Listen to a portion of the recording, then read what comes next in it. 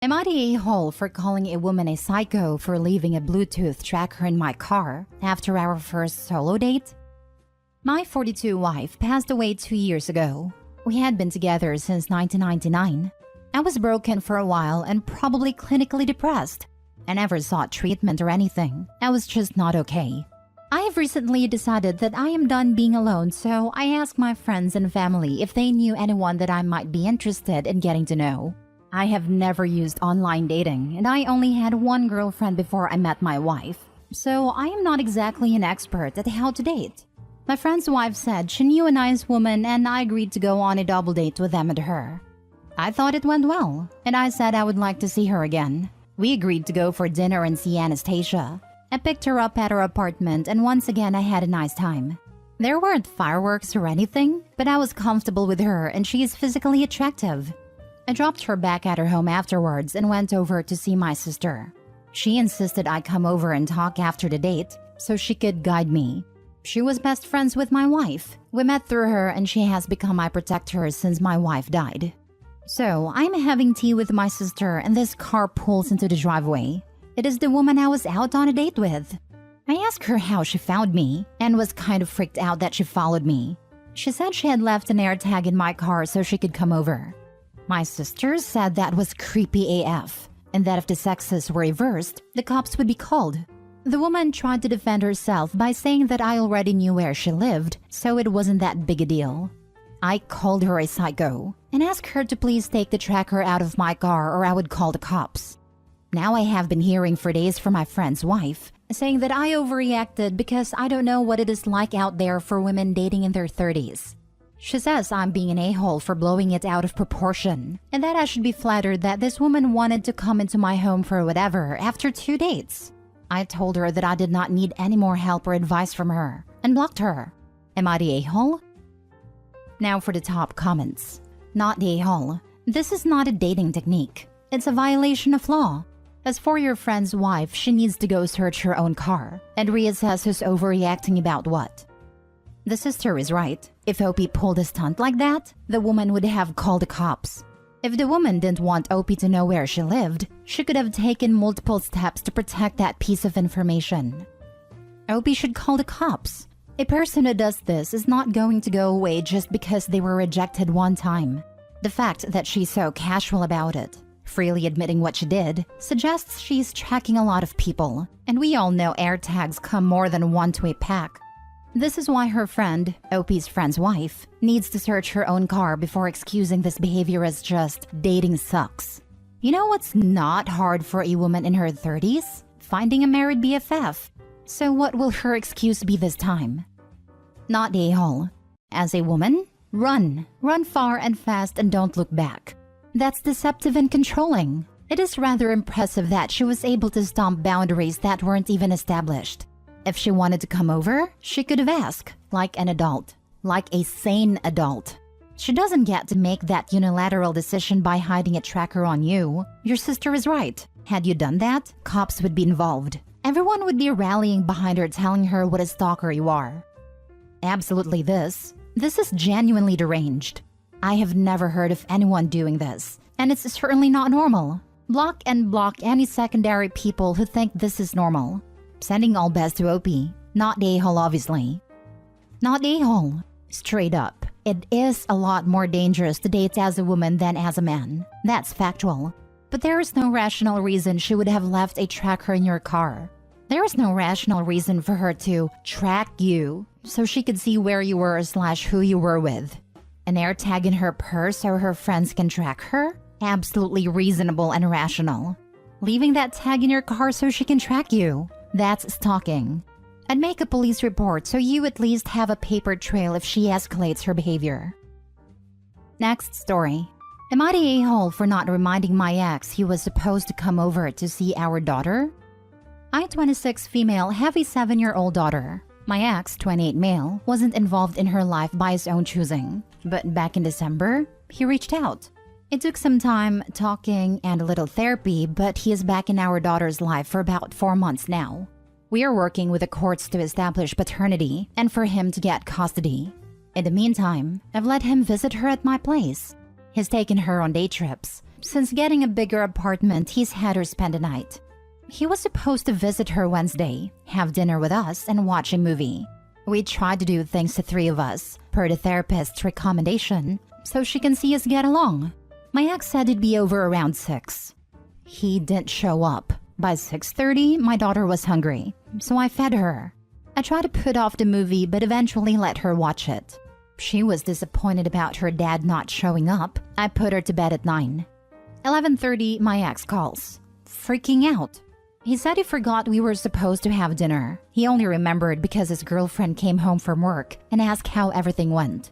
Rather than apologizing, he got mad at me and asked why I didn't call him. I said I'm not going to chase him down. I already spent 9 months doing that when I was pregnant, begging him to be in her life. I'm not going to do that now. It's up to him to make an effort and remember the stuff. We had therapy the next day and she's on my side. However, my ex insists that I should have called. I'm frustrated that he hasn't tried to apologize to our daughter. My mom said that I should have called. Am I the a-hole? Not the a-hole. This really shows where ex's priorities lie. In no version of reality are you responsible for reminding him about a date with his daughter. Interesting that the ex-girlfriend remembered and he didn't. Wants women to do all the emotional work of remembering and reminding. Your mom was taught to carry that load, and she can learn that, no, it is not healthy for any of us if men don't learn to remember on their own. Not the a-hole. Not the a-hole. He's just mad his new girlfriend saw him for the deadbeat father that he is. Ignore your mom. Listen to your therapist. Yep, because you know that the girlfriend is the only reason he's doing this anyway. Not the a-hole. It's not your responsibility to keep your ex in schedule. As a 28-year-old adult, he should take responsibility for himself and his time. One thought, maybe set up a shared calendar so when you have activities that are planned, it can go on the shared calendar. Not that you have to by any means, but just a thought to keep track for you and to eliminate any "I forgot" excuses from him. That's a good idea, actually. As someone who forgets a lot and uses a calendar app to remember, don't take the effort of making and filling the calendar for him. Tell him about it and let him use it. Otherwise, you will have to do all the work and will still be blamed if something is missed. Next story. Am I the a-hole for expecting my girlfriend to move in and listen to my rules? My girlfriend, 26 female, and I, 28 male, have been living together for a few months.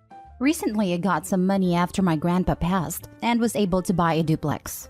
I put down 20% and she and I agreed to split the mortgage, property taxes, insurance, utilities, etc. It comes out to $1,000 for each, and she agreed. But then she wanted to make changes to the house I don't agree with and bring her dog. Her dog has been living with her parents for the 3 months we moved into together in the place I rented before buying. She wants to bring him because he's her dog and her parents only agreed to let him stay with her temporarily. But I don't want the dog to move in with us and potentially damage the house. He isn't known to damage stuff as far as I know, but he does run around the house. And I want her to pay $100 extra a month for potential damage or $1,000 extra as a damage deposit. She's angry because we agreed on $1,000 and no damage deposit and feels like I'm making it too hard to bring her dog. She also wants to put a clothesline in my backyard and I find it weird and tacky. Maybe it's because I grew up in suburbia, but everyone I know uses the dryer. But she insists she needs to have a clothesline and hates the dryer. She claims her clothing are too expensive to be put in the dryer, and she has only used a clothesline or drying rack her whole life. But that because our yard can accommodate a clothesline, I should allow it. I don't want the neighbor to see her put her underwear on a clothesline, and I think they will complain as it ruins the surrounding house value. She also wants to fill up a large part of the downstairs with her stuff. Our place isn't very big, and she wants to bring her skis, rock climbing equipment like ropes, harness, etc., 2 bikes and her winter tires. She also wants to buy a mount to install for the bikes for the winter. She doesn't have many other things like clothes, but we don't have a big basement. It's like a half basement, and she wants to put her stuff downstairs. I want to convert the downstairs into a gym for me, but she wants to move her stuff out of her parents' place because they are going to downsize when they retire in a year or 2. I told her she needs to either not do these things, like the clothesline, or pay for the storage place and dog. She refuses though, and says either I let her move in with the agreed upon rent or she's finding another place to live.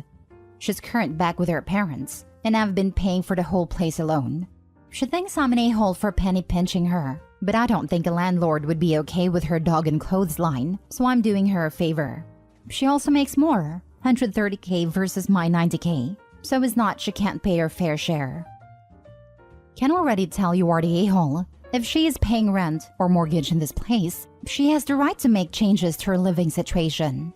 Her asks are normal expectations of things in a home. To turn this around, what you want is for your girlfriend to abandon her clothes, her pet, her hobbies, her belongings, and her income to be a live-in bangmate and pay you for the privilege. Why would anyone agree to that? You messed up and probably destroyed your relationship. You're the a-hole. Right, she pays exactly what he pays, but has to give up everything for the pure joy of it? I hope she sees the writing on the wall and gets out soon. My girlfriend wants to move in together, but get this, she wants to actually live there and bring her stuff. I can't clutch my pearls any harder.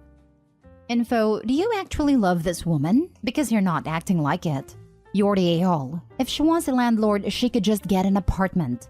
If instead you want her to be your partner, she needs to be able to live in the house. Like actually live in it. And yeah, lived-in places start to look lived in. I was going to say exactly this. OP wants to be a landlord rather than a partner. I think they will complain as it ruins the surrounding house value. A clothesline ruining the value of a whole neighborhood is bar none the most ridiculous thing I read on Reddit. You're the a-hole. You want your girlfriend to move in, split the expenses, but having no or very few of her belongings? This is not how a cohabitation works. I seriously balked at that. Of all the things you ruin a yard, a clothesline? Last story. Am I the a-hole for kicking out my sister because she wouldn't respect my wife? I, 32 male, and my wife, 31 female, sleep in separate bedrooms. It sounds a little weird, but it isn't. My wife has gone through some things, and one thing she refuses to do is sleep in the same room as someone. The only exception is babies and children. She told me from the beginning that she trusts me with every fiber of her being, but she just cannot do it. Of course I didn't care, and I have my own little bat cave where I sleep. Now here's where the actual story is. My sister, 27 female, asked if she could stay over at our house for the weekend because apparently her and her roommate got into an argument. Me and my wife agreed, and I told my sister about my wife's room thing. If you know she's sleeping, don't go in there. My sister was always kind of a spoiled brat, but it really shone here. She complained that the bed in the guest room was too lumpy, and she didn't want to sleep in my room because of my man smell. After all this, it was obvious that she would complain about the couch too. I told her my wife's room was off limits, and it was either the options we gave her or she could find a motel.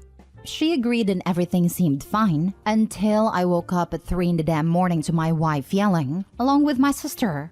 When I went to go see what happened, my wife was crying and my sister was just yelling back. I learned now that my sister sleeps in her underwear, so that made it even worse. I got into an argument and started yelling at my sister to get her crap and get out. I had one rule and she broke it. Her last statement was calling my wife a crybaby. My wife told me that my sister was trying to sleep in her room, possibly trying to kick her out. After that, I got text messages and calls from my parents, saying I was a horrible brother for kicking her out like that and agreeing with her saying that my wife was a crybaby and she should suck it up. Of course, I just didn't listen to it, but my wife came to me and started talking about how I could have handled it better and how she got texts from my mother saying the same. She said later the same day that she was happy I protected her. Still don't know why she said that, but it was probably my mother. This is really for if I should just apologize and get my parents off my back. Am I the a-hole? Not the a-hole. You offered your sister 3 different beds to sleep on, and instead, she chooses to literally sneak into the one room she's been told isn't up for grabs in the middle of the night? I'm pretty sure she's a character from a fairy tale. Goldilocks comes to mind. Apparently, her and her roommate got into an argument. Not surprised. Not the a-hole. Honestly, I have a hard time believing the story. Probably because I can't fathom what was sister's big idea about showing up in early morning in her underwear in someone else's room. But if anything, inappropriate bedtime behavior might be a good reason why a roommate kicked her out. Have you heard of I'm the Main Character subreddit? When it comes to people doing selfish things, I can believe almost anything. Info: what the hell was your sister doing at 3 a.m. in your wife's room in her underwear? Ask your parents for clarification on this. Sorry, my sister sleeps in her underwear, and she went into my wife's room to sleep. At least that's what I know. Even though a person was already in the bed? That makes no sense. Talk to your parents properly because sister might be making stuff up. Your sister is absolutely unhinged. Your wife's trauma doesn't even play into this.